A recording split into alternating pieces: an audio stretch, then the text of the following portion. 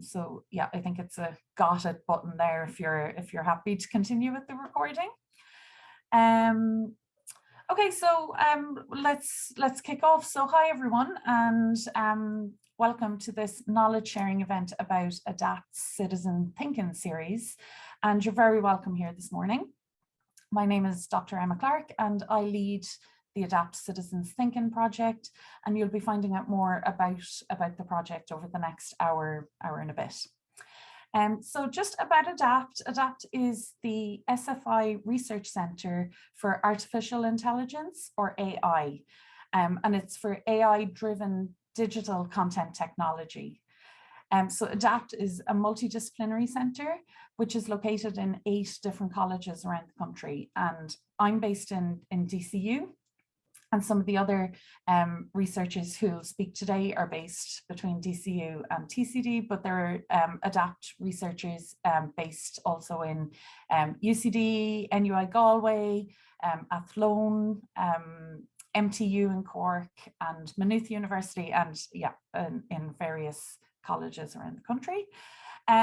So I work on the Education and Public Engagement team in ADAPT, where me and my colleagues, Laura, Karen, Anne, coordinate a programme of public events that's called Discuss AI. And through the programme, ADAPT researchers seek to engage with communities and individuals across the country in conversations that raise and answer questions and can generate ideas for new research. And we just launched last week our autumn program of events, and somebody will pop a link into the chat if you'd like to check out some of the wide variety of events that will be happening between now and December. But today's event, we're going to focus on this Citizens Thinking project in particular. And as I mentioned, over the next hour or so, we're going to hear from a number of speakers, including researchers who've worked on the project, citizens and community members who've engaged with the project, and our evaluation partners. And first, I'd like to introduce our first speaker for today. So we are delighted to, sorry, my screen is jumping around here. So we are delighted to welcome Dr. Patricia Scanlon today. Patricia is Ireland's first AI ambassador and is the founder and CEO of Soapbox Labs. And as the AI ambassador, Patricia will lead a national conversation on the role of AI in our lives, on its benefits and how Irish enterprises and citizens can embrace AI-powered technologies. And a key part of the ambassador's role is to promote an ethical approach to AI that puts humans first. And that, of course, is very much a key remit of ADAPT's research as well. So I'm going to hand you over to Patricia now, if that's okay. Patricia, are you happy to take over? I'll take from here. Thank you very much, Emma. Thanks. And thanks for the invite. You know, I've been a long-time follower of ADAPT Centre. You know, Soapbox was actually a Trinity campus company. We had links with the ADAPT Centre when we were there, and it's great to follow the progress as well. And I sit on the industry advisory board for ADAPT, so it's really kind of interesting for me to keep following how you guys are addressing this issue of a conversation around AI with everybody, with the public as well, which I think is really important. I think that's something that is kind of going to be needed more and more, because it's actually AI affects all of us. It's not just the academic researchers, not just the companies like Soapbox. It's everybody who will use it in our lives. Like, so, you know, the AI ambassador role. One of the reasons why I took it was I actually honestly do believe it's essential that we all start talking about this. You know, it already touches our lives. It's not even a case of should we allow AI in our lives. I mean, the reality is it's, you know, if you use Netflix, if you use social media, if you use predictive text, if you have Alexa or Siri in your home or on your phone, you know, we're using it, and we're using it in a lot of ways we don't even know, or it's been used on us in a lot of ways we don't know. So that's fine, and it's good, and it's having huge benefits. But the more all of us are ever aware of it and have a real conversation about it, not just, one way or the other, that we shouldn't have AI, or, we should stop all AI, or we should embrace everything about AI. There's a middle ground. And the middle ground is awareness, I believe. And the middle ground is a real conversation about the real benefits and the risks and how we mitigate them, and only through an open conversation about them. Because honestly, what we always end up seeing is, the media love to hook onto the real, the robots are coming to get us kind of singularity type conversations. And we often don't get the real story. And through that, you miss the opportunity to have a real conversation about the real legislation, regulation, and ethics that we should employ around AI. So I was very happy to take that road, because I actually do believe this is important for all of us, going forward. So I'm going to share my screen, not my screen. I'm going to share. Apologies now, one sec. I had it. Oh, there we go. Okay, there we go. So I'm just going to share my screen and just kind of walk through examples and just talk through what we mean. And I strongly believe the way you do have a conversation about AI is through real world examples. And, throughout the year, we're going to be encouraging more conversations that's going to incorporate real world examples. And these conversations are the start of it, but there's much more to follow on that. And we're kind of excited about an opportunity to bring these real world examples to the public and to everybody who's interested in talking more about this. So just a bit, you gave a bit of background there about the role of the AI ambassador, but my own background is I'm an engineer with a PhD in speech recognition. So I've been in the space for in the technology engineering space for nearly 25 years now. As I said, my PhD was in speech recognition, so voice AI, the technology that underlines, your Siri, your Alexa, and that. And then I founded Soapbox Labs in 2013 in order to address a very real gap and need in the market that I saw, which was around bespoke proprietary speech recognition solution for children's voices.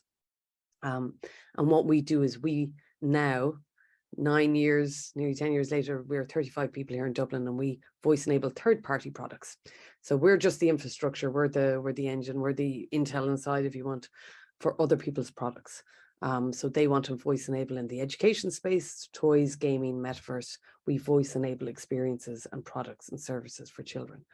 And through that, you can imagine there was and continues to be a host of ethical issues, and I just wanted to walk through how Soapbox addressed it, and then just talk a little bit broader about AI and ethical, the ethics issues that we all are grappling with. I think many people on the call already know a lot of this stuff, but I think many people might be new to it. So I'm happy to take questions at the end, as Emma said.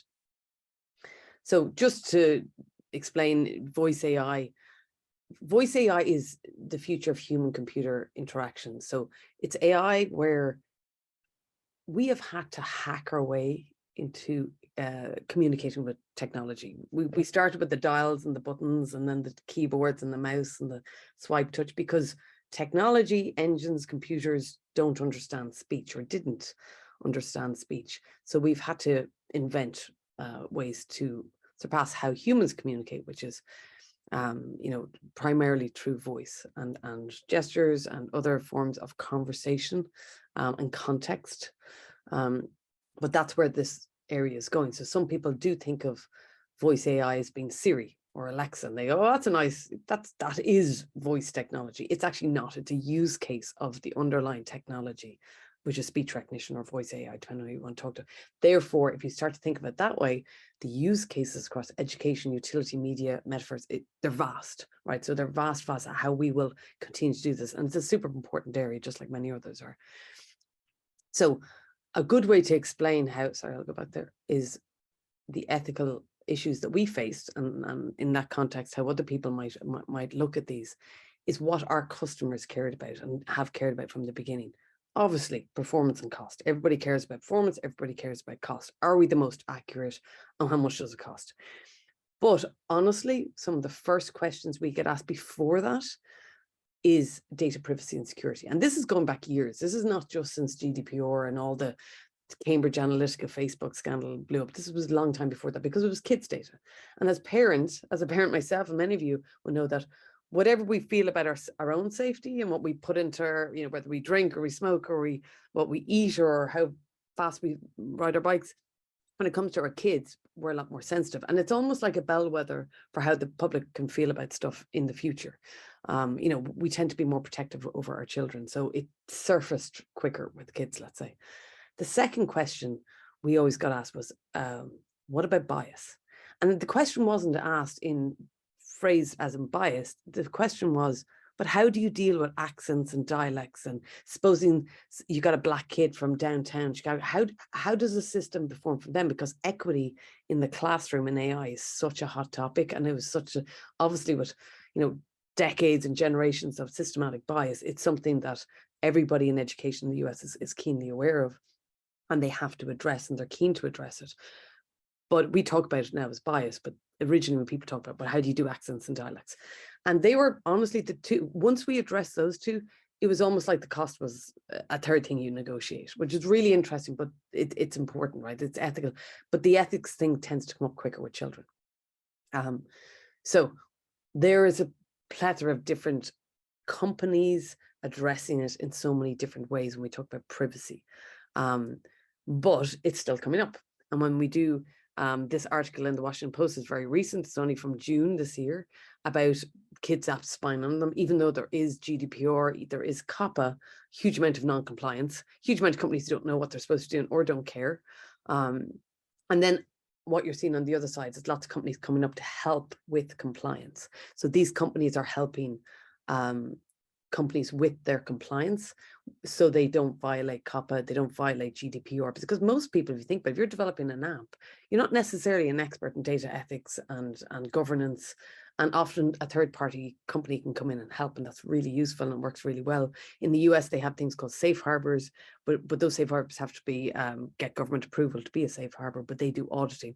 So when Soapbox started, the first thing I did before actually collecting any data was to work with Denise Taylor, the CEO and founder of Prevo in the States, to figure out how you do this ethically, how you do this in compliance.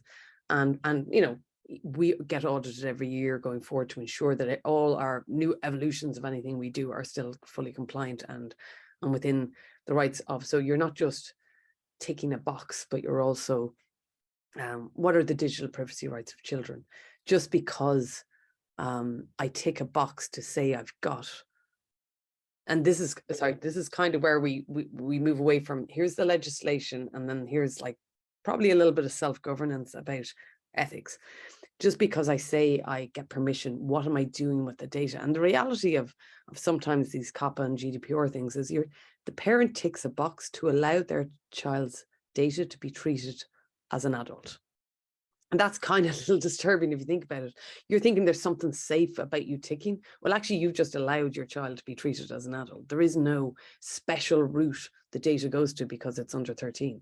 I think that's a bit of a misunderstood thing, that I'm ticking it, therefore it's safe. No, you're ticking it to give away all protections, really, and they're going to be treated as if they're a 50-year-old.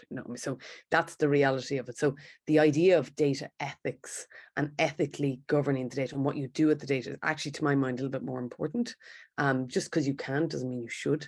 Just because parents tick box, really, how should we be treating this data? And there's a lot of new legislation in the States actually leading on this, about not being allowed to use children's data for, let's say, product placement or marketing, because that's not what happens under GDPR. You're just giving the right for your child to be treated like an adult. And that's important for people to realize. They have this idea it's different. It's not. So there's the ethical thing. Just because you can doesn't mean it's still the right thing. So there's the regulations, but what we should be doing with the data. For Soapbox, we draw a very strong line in the sand about, we will never use the data for product or marketing. We only use it to improve the AI, and we're very vocal about that because it's something that people need to know, and it's important. Then it comes to bias mitigation, is the other aspect we get asked about a lot. This is huge, and it's kind of like I feel like it's the next data privacy scandals that's going to start coming. There's already started in the States. So you can see here on the left, there was a study by Stanford University last year that went and looked at all the voice technology in Siri, Alexa, all these ones. They found a massive racial divide. We already know that actually, well, maybe some people don't, but like these technologies actually perform better for men than women, but they actually performed 35% more errors for Black voices over white voices. And that was across the board. It wasn't just one particular provider, they all did. And if you think about it, anybody who knows about how these AI systems are built, they're often seeded.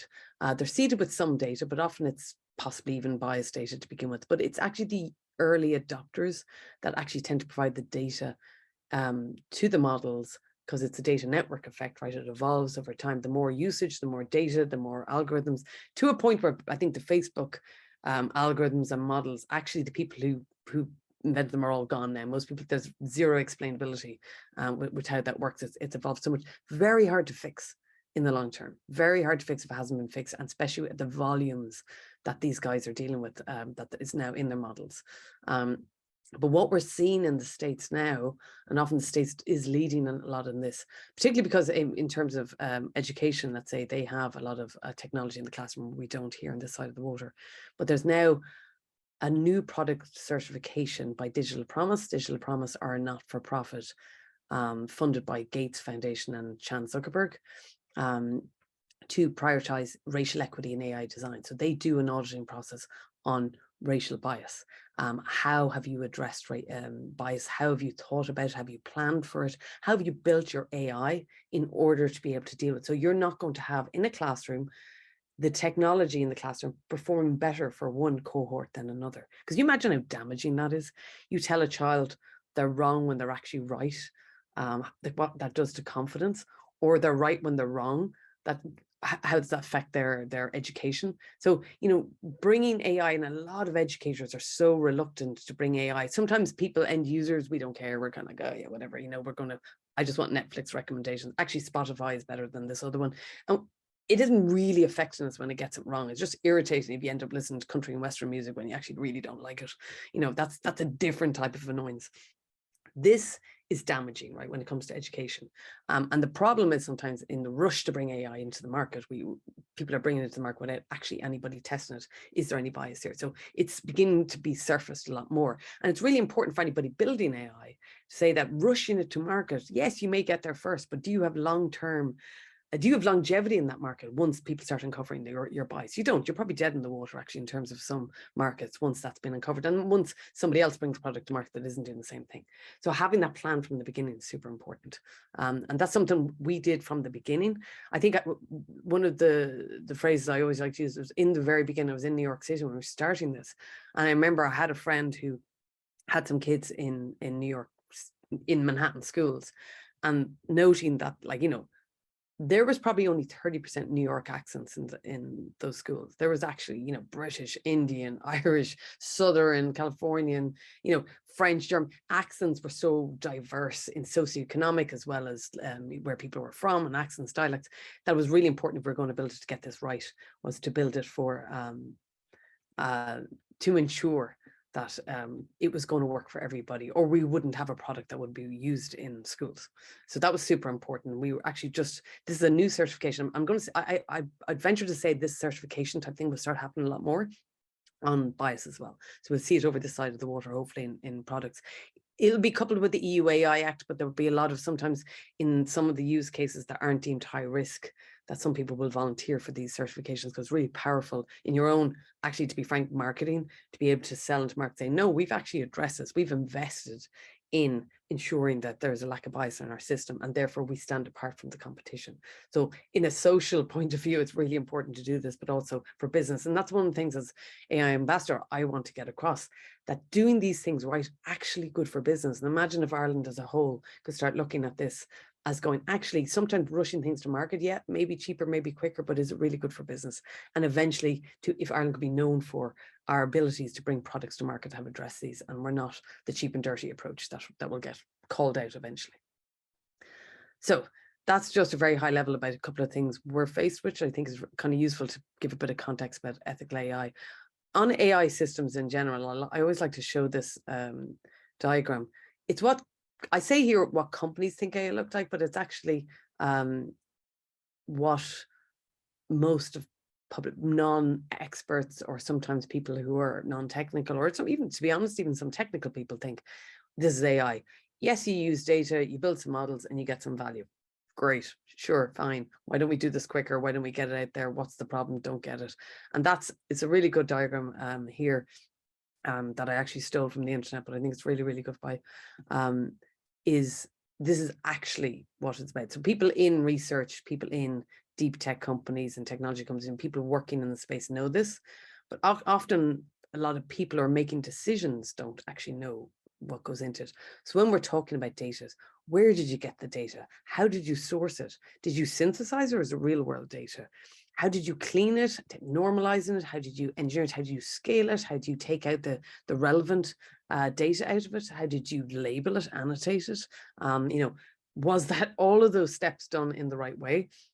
And then in your model, how are you training it? How are you evaluating your models? Every time you make a change, are you ensuring that it's done right? And let's say, oh, I had an ethical, bias-free model originally, but then I made these 100 different changes over 2 years. Is it still bias-free, or does it still address the same things it did 2 years ago? If you're not evaluating correctly, if you're not being hard enough on yourself in your evaluations, because people can produce some very nice publications or very nice results, but if you're not being actually very hard on yourself, it can mask a lot of problems. A really good example was one company brought a reading product with voice AI in it to a classroom. They did some pilots, and they found it was improving reading by, I can't remember the number, X%, let's say it was 5-10%. And everybody's going, oh, that's really good. But actually, it was actually Digital Promise that went back in and did an exercise on it, and they dove a little deeper. And what they found was actually 20% improvements for this cohort over here. And actually some kids were actually not improving at all, or disimproving because of the distraction. So masking with an average over the wrong cohort, or not breaking down the cohorts underneath that, is really, it's just masking a problem, right? And which could be uncovered eventually, but sometimes we all like just get results out and show how great our products are, and that's not always wise or careful. Just being really thoughtful about how all these things are done. And then there's constraints on how we build AI in terms of legal, ethical, historical bias, and security. So I'll just talk a little bit more about this here. I think this is an excellent diagram. This was developed by an expert group on AI. And it's very good for people to think about when it comes to, well, what do we mean when we're creating AI, and what are the things we need to address in the life cycle? So there's human agency and oversight. What's the fallback if things go wrong? Like, who's making sure this is right? Did you just build it and throw it out there? What's the robustness and safety of the system? There's data transfers going on. There's, what happens in the long term with these models, with this technology, and how is it used? And I talked earlier about privacy and data governance. It's not just about ticking a box and getting permission. It's like, how did you use it? Why are you still holding on to the data? Do you have a good reason to do that? Is the reason what you asked let's say the person, the user whose data it is, are you using it for that purpose, or have you now decided to use it for something else? You're actually not allowed to do that. There's so many things we need to ensure when we are treating with data, because AI and data go hand in hand. When we do this, that there's this idea about governance as well as about data, just actually collecting the data and ticking a box. And the transparency is around explainability. That's a really hard one for some, especially the more, and I'm going to say legacy is a weird thing to say about AI, but there are some AI systems around long enough that can they be explained? I mean, if you're making financial decisions, if you're deciding on loans, who gets a loan, house prices, there was examples of judges using AI to do sentencing, and that gets into the next one, right? So the two of these about explainability, how did you arrive at that decision? Because there's a huge amount of bias, right? So you can imagine if people like to talk a lot about human in the loop, human oversight and all that, and I do agree with that. But one of the things I think is really problematic is humans can be biased. We have systematic bias. We have subconscious bias. Relying on the fact that humans are always going to make the right decision is actually problematic in itself. So, there is, and I'm always loath to say this because people always they think of AI and they go, oh, an AI system can be biased. Humans are the ones that just trained that AI, or they seeded the data in the AI models. So one of the things is really that we've been trying to do is address it is that you get experts to do the labeling of, let's say, an evaluation set, and maybe more than one expert, so you get correlation, because sometimes humans don't agree with each other, right? If you were to approach this in the right way, there is a possibility that an AI system could be objective, right? It could actually be less biased than humans. So we don't hear enough about that, but it takes a lot to do that, to build a system that can be less biased.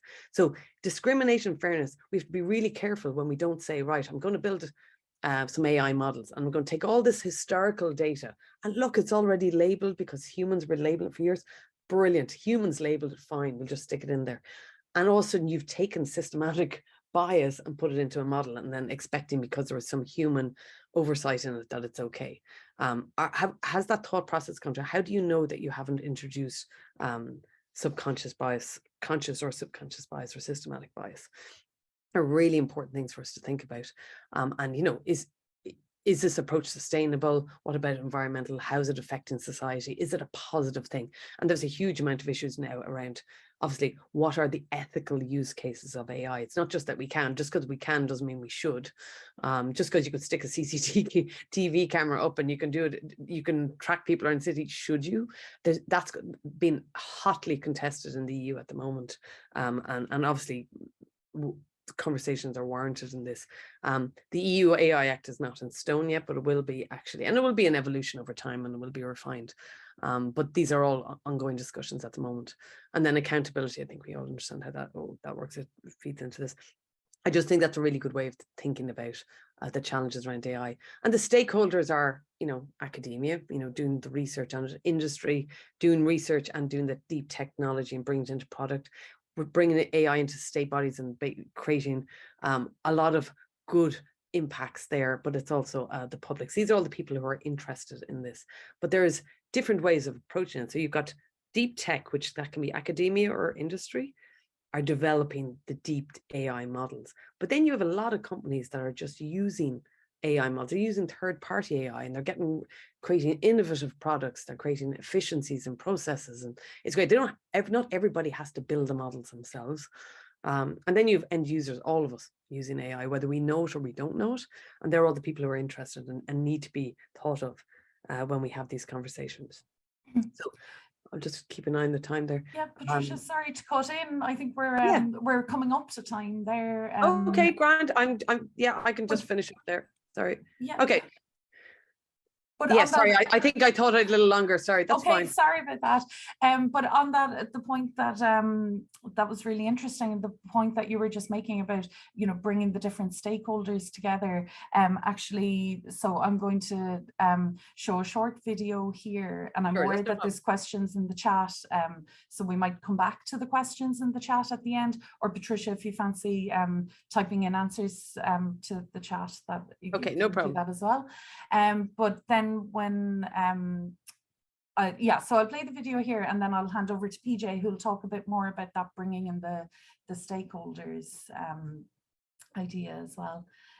So I'm just going to share my screen here. So we have just a very short introductory video about the Citizens Thinking project, just to give you a kind of a sense of what the project is.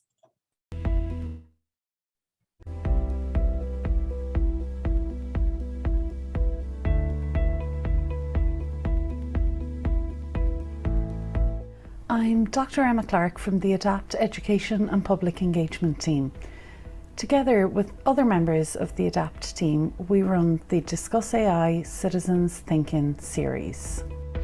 ADAPT is the Science Foundation Ireland Research Centre for AI-driven digital content technology. Our Citizens Thinkings engage Irish adults in discussion, dialogue and deliberation around the societal implications of artificial intelligence, one of the most impactful innovations of our times. ADAPT's research in AI has the potential to transform people's lifestyles, so it's vital to empower individuals to have their say on the wider development and use of AI. The Thinkin' series generates two-way dialogue between scientists and the public to empower people as scientific citizens. Through the Thinkins, we aim to enhance participants' understanding of AI and its potential impact on their lives and on society, strengthen both the citizens' and the scientists' familiarity with diverse points of view related to AI, and grow people's confidence in participating in public discourse about STEM. Thinkins are developed and delivered by ADAPT researchers in collaboration with industry and community partners. We have also worked with the Irish Department of Education to deliver Thinkin' workshops for teachers of STEAM subjects. Each Thinkin' begins with a short introduction to AI in society. This is followed by small group discussion of technology application scenarios, focusing on the possible opportunities, impacts, risks and benefits of the emerging technology.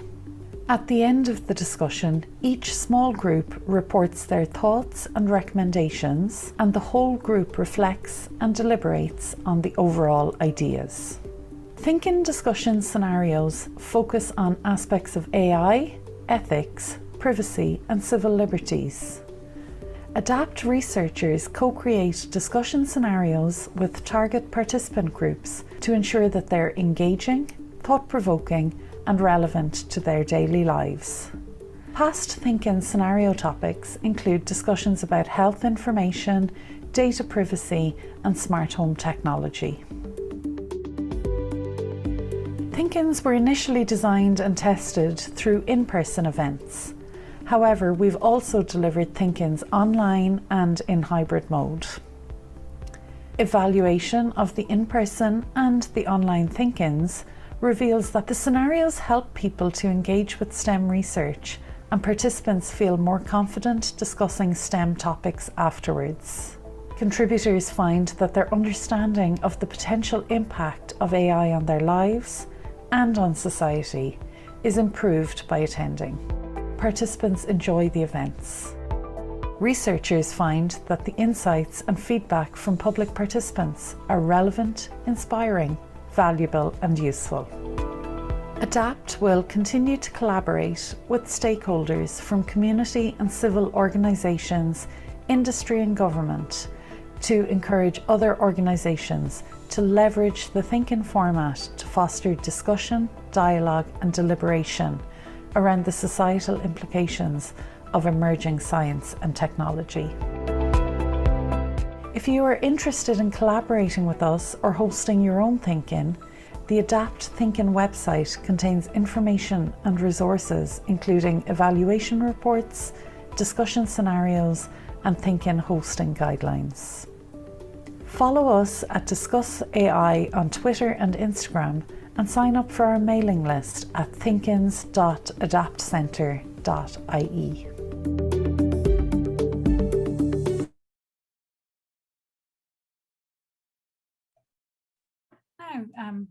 It's always lovely to hear your own voice coming back at you like that. I'm going to hand over. Sorry, I'm going to hand over now to my colleague, Dr. PJ Wall. PJ is a research fellow and teaching fellow with the School of Computer Science in Trinity College Dublin. And PJ's main research interests are AI ethics and the potential of technology to reconfigure practice in healthcare and education. And PJ is particularly interested in the social, cultural and political aspects of the development and use of technologies. So PJ has participated in a number of ADAPT Thinkins, and most recently we've worked on a white paper together with another colleague, Dr. Harshvardhan Pandit, and PJ is going to talk a little bit more and give an overview to the key findings from the paper. You happy to take over there, PJ? Yes, thanks, Emma. It's great to be here, and it's wonderful to see so many friends and colleagues here on the call this morning. Patricia, just to say before I start, I agree with everything you said. That was a brilliant presentation. That was absolutely wonderful. And I just agree with everything And I also don't think the robots are going to come to take over as well, just to say that. So what I'm going to do this morning briefly, that this will be very quick, whirlwind whistle stop tour of the white paper we've written, and I'll just share my screen if that's okay. Let's see if I can do this. And Emma will tell me if we can see that. I hope we can. Yeah. Okay, excellent. So as Emma mentioned, we wrote a white paper just based on the citizens' think-ins. This was, I believe, a really important piece of work. There was lots of people involved in this. There was Emma herself who led the process. There was Harsh, my colleague in Adapt in Trinity, and myself. And we had many, many contributors, just a few of them being Cara, Laura, Aaron, Eric, Anne, Afra, Dave Lewis in Trinity, head of AI discipline, who I work with really closely, and also Gay, but lots more people as well. And as I said, I believe this is a very, very important white paper, and hopefully you'll agree with me in the next few minutes when I talk through it. So as Emma mentioned, Adapt's citizens' think-ins are specifically designed to engage citizens and foster a wide range of discussions on topics related to AI ethics and privacy. And Mark will be speaking about that in a minute. Talking a little bit more about that in just a second. There was many think-ins throughout 2020, both pre-COVID and then when COVID hit in March, we went online, and 2021, and there's also been a few in 2022. And thankfully, we're getting back to doing these in person, which is fantastic, and also in a hybrid way as well, which is great. These think-ins are really important because they do give people the opportunity to ask questions, share concerns, raise issues, identify opportunities and potential drawbacks, specifically in our case related to AI. And it's been wonderful to be involved in these over the last number of years. And as a person who researches, my job is researching and writing about these things. It's been an absolute privilege to work with people who are not academics and to hear ideas, and it's inspired me and given me lots of ideas, and certainly it has dictated the direction of my research, and I know I speak for some colleagues there as well. Our white paper presents an analysis of the various discussions that took place within the Think-In series. Emma will correct me here, but over 2020 and 2021, I believe we had many Think-In series, as I said, and there was probably over 100 researchers involved from all of our Adapt institutions. And I believe that there was about 350 odd citizens involved as well.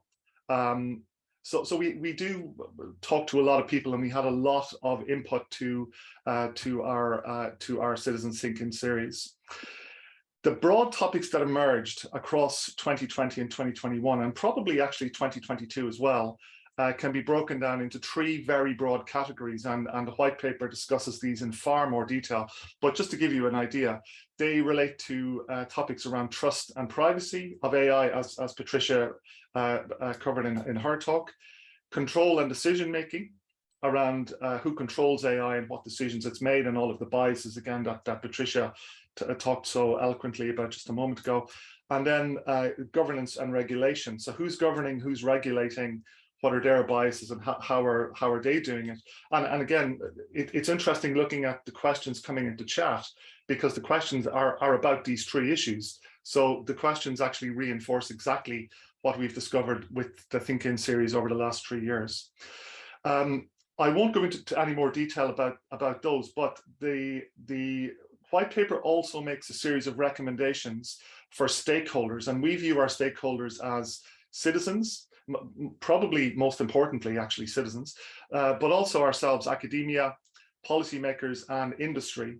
And there is a series of important recommendations for all of those four broad categories of stakeholders. Again, I won't go into them, but I will refer you to the white paper. The white paper is available at this link, and I think Anne or Emma is going to drop that link in, and we would invite you to take a look. Feedback, please tell us what you think. We always welcome any kind of thoughts that you might have. So please take a look, let us know what you think, and we're happy to engage in a conversation if you have any comment. I'd also reiterate what Emma said. There's lots of Think-In series available and forthcoming over the next year, 18 months. You can find out about those at the link. You can contact Emma or any of the team directly, and we would be really happy to see people getting more involved in that. And that's it. I'll stop sharing at that point. That's just my own email address there and my own name. And I'll hand back to Emma. Thanks, PJ. Okay, so I'm going to move on. Just I see there's questions coming in the chat, and Patricia is answering them as they're coming in. So if you want to keep your questions coming in the chat, please do. Our next speaker couldn't be here today, but kindly sent on a pre-recorded video that I'm just going to play, and it's about the evaluation of the Thinkins project. And Professor Eric Jensen is a social scientist with extensive expertise in quantitative, qualitative, and mixed methods social research and evaluation. And Eric carried out the evaluation of the Thinkins project. And if there are any questions specifically about the evaluation, we are joined today by Dr. Aaron Jensen from Qualia Analytics, who can clarify anything on that front.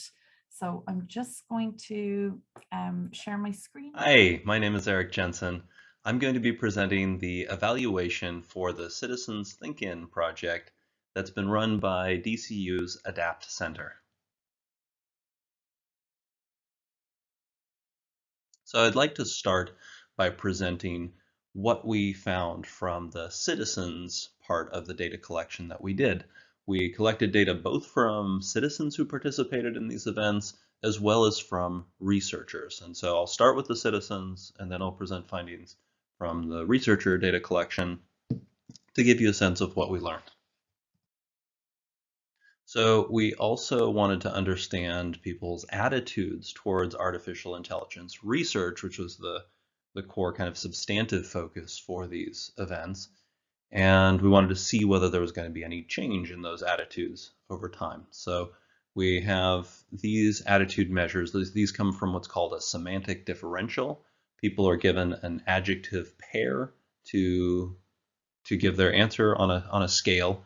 In this case, a scale between boring and fascinating, untrustworthy and trustworthy, uninteresting, interesting, harmful, beneficial, useless, useful. And you can see that even prior to attending the event, the attitudes skewed positive about artificial intelligence research, as they do about research in general. Something we found from the SFI Science in Ireland barometer is that in general, people's attitudes are very positive about research. So you can see that there are, though, some indicators of distrust and concern about artificial intelligence research being harmful.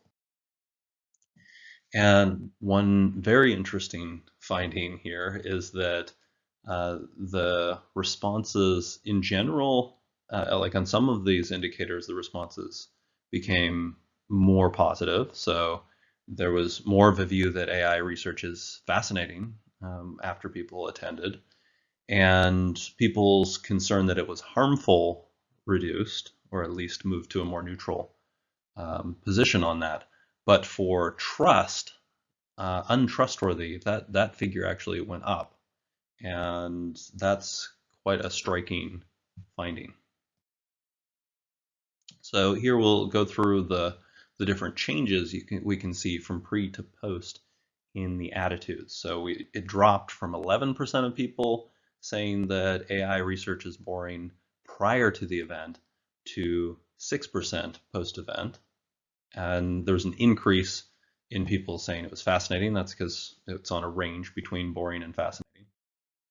And then this is the really striking finding. So it went from, you can see that there's a shift in the untrustworthy to trustworthy perspective, where there was a decrease in those who saw AI research as trustworthy by 22%, and then an increase in those viewing it as untrustworthy as 13%, with movement into neutral as the thing that's not represented.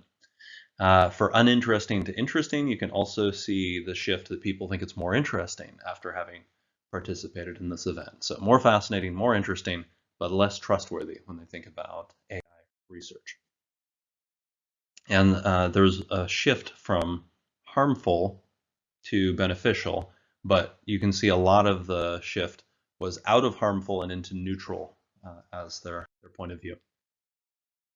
There was also a shift on the question of useless versus useful, where people were less likely to think that this was useful, although still a large majority, the vast majority of people think that AI research is useful. So we also asked about AI researchers, so the actual people rather than research per se. And here you can see that the pre-event perspective, there's a lot of neutral responses. They just didn't have a clear picture of AI researchers, although the general view is skewing towards the positive side. And you can see that there has been a shift in the post-event where we go, some of those negative responses have been replaced with, especially with neutral responses. So the views about AI researchers definitely shifted in a more positive direction. So let's take this point by point. There was a shift towards seeing AI researchers as clear rather than confusing, as more fascinating, and boring dropping all the way to 0%. There's a shift towards viewing AI researchers as more honest. So a shift of 5% out of dishonest and plus 7% on honest. A shift from untrustworthy to trustworthy, although mostly moving from untrustworthy to neutral rather than all the way to saying trustworthy. And that is quite striking given the finding on AI research per se. So the researchers came out of this better than the research per se. On friendliness, we found no overall effect. While there was some movement, the level of change was basically zero. One of the key issues that we've found in our research on public attitudes towards researchers is whether they're viewed as arrogant or humble. And so on this measure, we actually found a small negative impact of the event, where an increase of 6% of people moved from neutral responses into the view that AI researchers are arrogant. There was also a 2% increase in those who thought AI researchers were humble. So in some ways, this kind of clarified their perspectives going to this event. We also included measures that were exactly matched to the SFI Science in Ireland Barometer so that we could have comparable metrics about attitudes towards research. And here you can see the pre-event responses for people's attitudes towards research. You can see that the most negative one is about, with hard work, anyone can be a researcher. In general, people tended to agree with these various statements, but you can see that the level of attitudes that were negative were on the higher side for the with hard work, anyone can be a researcher statement. And in the post-event responses, we can see movement out of the neutral category on some of these items into expressing clear views in particular ways. We can see on the statement, in general, I feel well informed about research. We can see that overall, there was a 5% positive shift. On research is too difficult to understand, here, unfortunately, there was a 5-point negative shift where the percent of people agreeing with that statement went up by 4% and the percent disagreeing went down by 1%. On the question, we see this as a kind of self-efficacy question, like how do people identify? I am the type of person who can be a researcher, and here there was a 6% positive shift. Likewise, on this kind of reverse-coded, this negatively phrased statement, research is failing to help with the real problems of ordinary people, here there was a 6% positive shift of people disagreeing with that statement even more than they did before. So we also asked for feedback about the experience itself in the workshop. We asked about whether they felt that their contributions were valued, whether they felt they were able to actively participate, whether they enjoyed the experience, whether it was confusing, whether they felt comfortable asking questions, whether they felt disappointed, and whether they felt the event was a poor use of time. And here at this quality of experience and quality of participatory process level, you can see the responses are very positive, very good results for these questions. And we can go point by point looking at the overall profile. You can see that the skew is very heavily towards positive views about the person being able to make a contribution that was valued. People also felt able to actively participate. People enjoyed the event almost universally. Nobody said that they found the event confusing, which is very impressive as a result. And only 6% of people felt uncomfortable asking questions at the event. And only 6% somewhat agreed with the statement, "I was disappointed with the event." So very positive feedback. The statement, "Overall, the event was a poor use of my time," nobody agreed with that statement. Very impressive.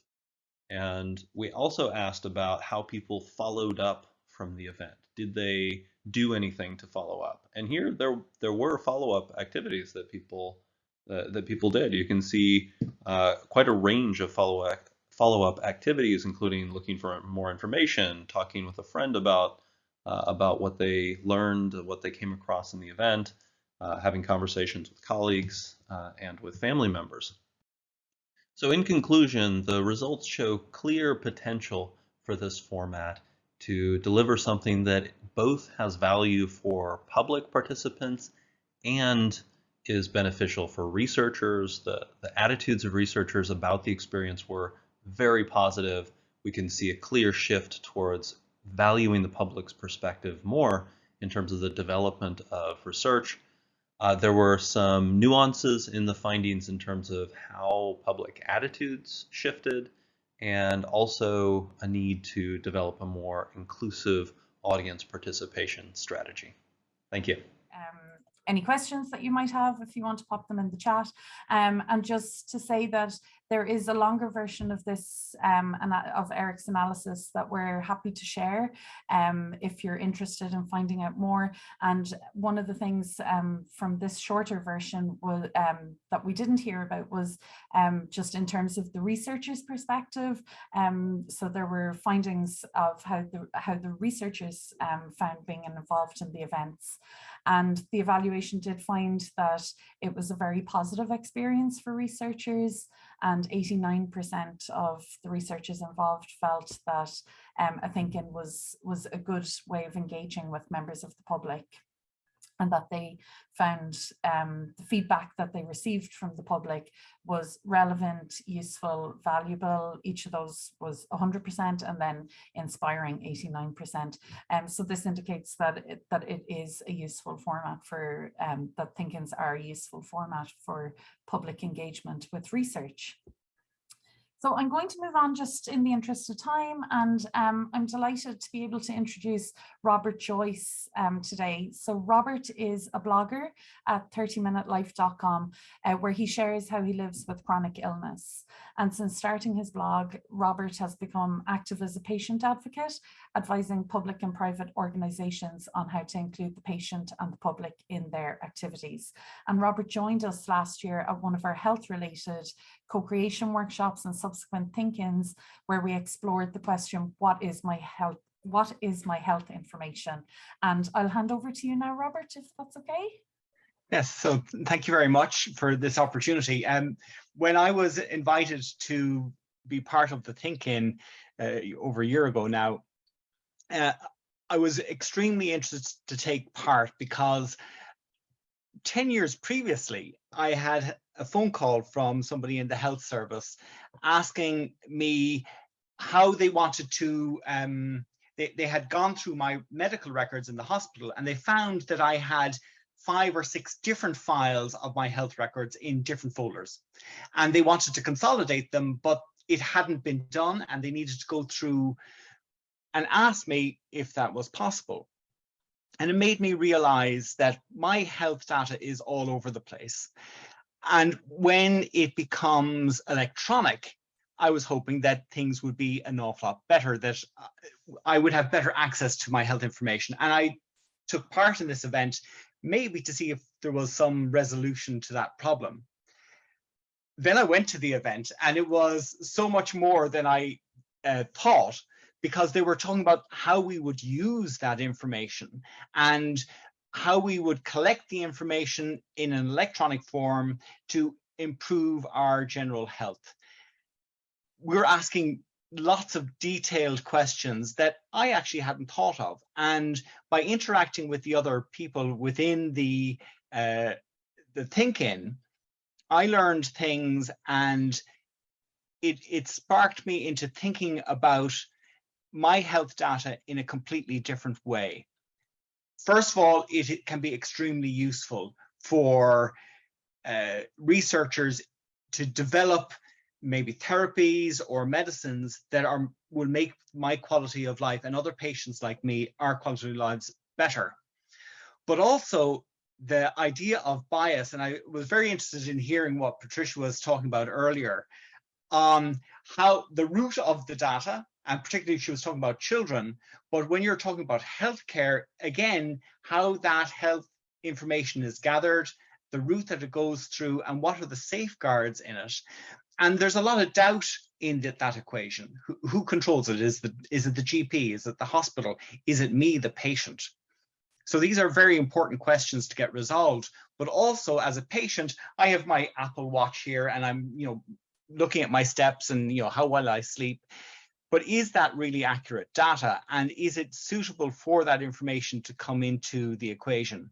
And we were talking about these questions and whether I can be a positive contributor to the health data that is gathered about me.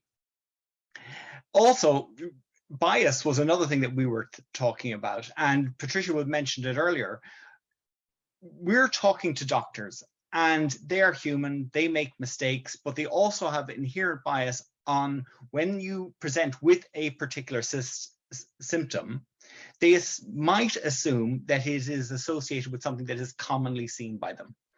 And this leads to an inherent bias within the health system. And I'm hoping that with better AI, it will help to safeguard the patient from that bias. But as Patricia said, there's also the bias of the data that goes into the system to create that algorithm. So how do we resolve that as an issue? And as a patient, these things are very important to me for my short-term and long-term healthcare.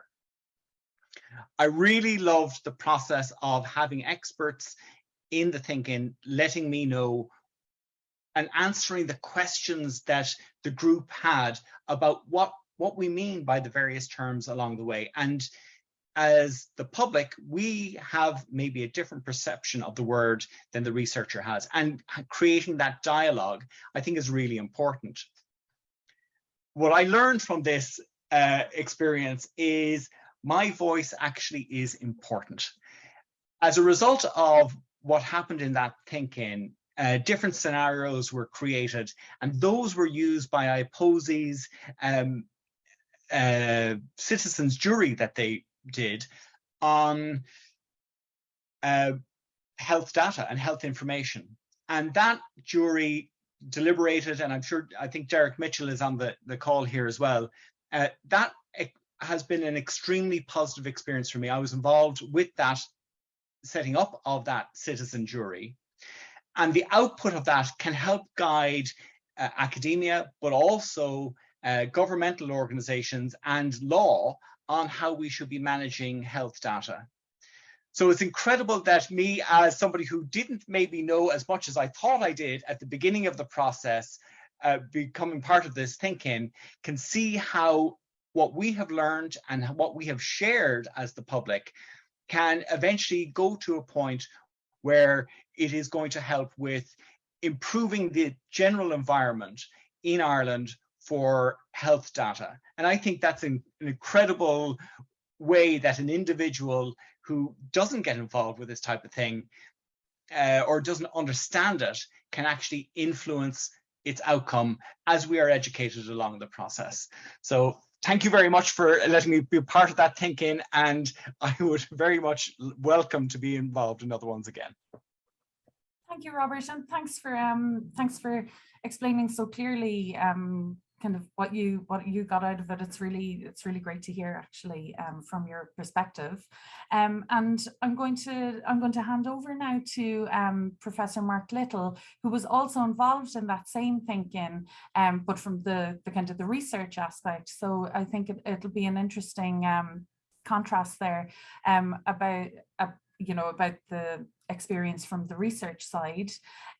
So Mark is a clinician scientist with an interest in translational immunology as applied to autoimmune disease. And he links a cellular immunology lab in Trinity Translational Medicine Institute to the Chronic Disease Informatics Group in the ADAPT Centre.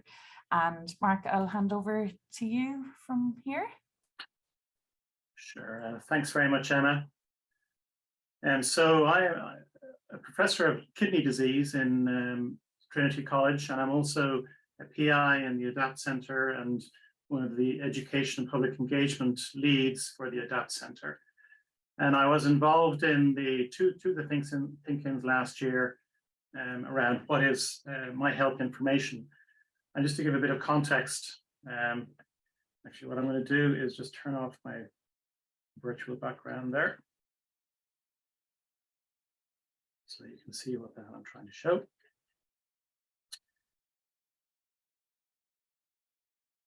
So I'm interested in rare kidney disease. So a lot of my activity is involved with establishing national cohorts of patients with rare kidney disease and trying to learn about the disease, trying to develop predictive analytic tools, which are based on artificial intelligence algorithms, to help improve the care of these patients. So in so doing, we handle a lot of health data. So this is personal, sensitive medical data. And the means in which we do that really has highlighted for me the challenges that Ireland faces with respect to handling health data and using this for AI. A lot of the data we also get is from wearable devices that patients wear. And in terms of interaction with those patients, there's a national patient group called Vasculitis Ireland Awareness, and they're partners with us in all of this work that we do. So I got involved in these think-ins last year as one of the EP leads in the ADAPT Centre, largely because of the emergence of GDPR and specifically the health research regulations in Ireland, which placed extremely onerous requirements for the way in which I handle data, and really focused my mind on what that data looks like, how we obtain it, how we store it, how we transfer it. So a large part of my brain has been devoted to this over the last couple of years.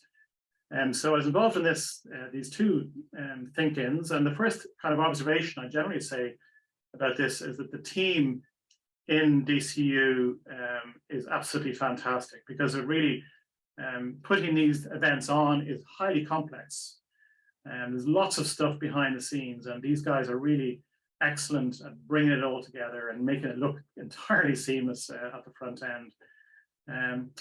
But one other observation I would say is that I also learned that it's really hard to get participants for these, particularly the latter one. Amazing patient advocates like Robert are rare events, or rare people. So we certainly found for the second one, which is put on with Smart D8, we really struggled to get participants. And a lot of that was, I think, Zoom fatigue at the end of a COVID wave. But it just makes you kind of aware of the fact that when you have few participants and you often see the same faces, how representative the people on these think-ins are. So that's something we need to consider when we look at this. So in terms of the impact of these, well, this IPOSI citizen jury has already been mentioned. We designed this think-in with the jury in mind, because we knew the citizen jury would be looking at access to health information, And I and others had appreciated from our work using health data that it's not quite clear what health information means. So this was why the thinking was focused on this. So we designed it so that we would inform the jury, and some of the members like Robert and myself went over onto the jury and actually participated in that as well. And that was a highly impactful jury. It informed the way in which Ireland is hopefully going to move forward in terms of providing access to health information, developing electronic patient records. We're way, way, way behind the rest of Europe in our electronic patient records. And so the way we're doing this in a way in which AI is emerging in healthcare, within that context, and this jury has allowed the people developing this to do it in the correct manner, especially considering the EU AI Act that's just around the corner. And the second thing that has really impacted for me is a project that I'm currently involved with other members of the ADAPT Centre. It's a large SFI spoke application, which we call Dandelion, and it's called Digitally Enabled Health Innovation in Ireland. And this really is seeking to develop an end-to-end system for using health data, electronic health data, both in the community and hospitals for innovation and AI. And so this really, if this comes off and it's funded by SFI and industry, and this will really be a very tangible endpoint of the citizens' think-ins and the citizen jury. And so thanks very much for listening to me. Thanks, Mark. Thanks for that, for those insights. And yeah, I agree that like what we're always trying to do is encourage wider participation and more diversity and more inclusion in our events. So we'll keep working hard on that side of things. I'm aware that we're kind of coming up to time and that there are a lot of questions in the Q&A. So I was thinking if I just kind of do the final wrap up piece and just let people know how they can get involved. And then if anybody would like to stay on the call a bit longer, we're scheduled to finish up at 11:45. But if anybody would like to stay on a bit longer and delve a bit more deeply into those questions, they will be more than welcome to. So just for the people who do need to go at 11:45, I might just talk through a little bit about where we go from here. So we were delighted that the project was funded again for 2022 through Science Foundation Ireland Discover Programme. And with that funding, we're going to continue these discussions around the impact of AI on our lives and on society. And we kick off later this month, we kick off a series of think-in discussions with a kind of an event around surveillance and CCTV and facial recognition. And that takes place on the 30th of September as part of Researchers' Night in Trinity College. On the 30th of September. And we'll pop a link into the chat if people want to sign up to come along to that. That one is a collaboration with colleagues in the University of Malta. So we will be exploring this question of kind of public security and surveillance, but getting perspectives in from both Ireland and Malta, which will be really interesting.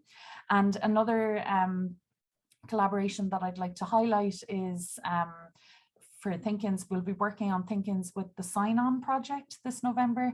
And Sign-On is a sign language translation mobile app that aims to cross the language barrier between deaf sign language users, hard of hearing and hearing people. And we'll be using Think-ins to explore some of the key considerations around that technology. So just kind of a final word from me is that our website and our social media is the best place to go to keep up with the project.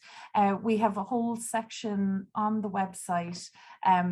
There's a resources section. So if you're interested in hosting your own Think-in, there are guidelines and the white paper there that you can have a look at how to get started with running your own thinking. And we'll be announcing our events, as I said, on the website and on social media. So again, we'll pop a link into the chat. And if you are interested in running your own thinking, we'd be happy to advise on that process. And again, I will pop the link in the chat. The best way is probably to email thinkins@adaptcentre.ie. So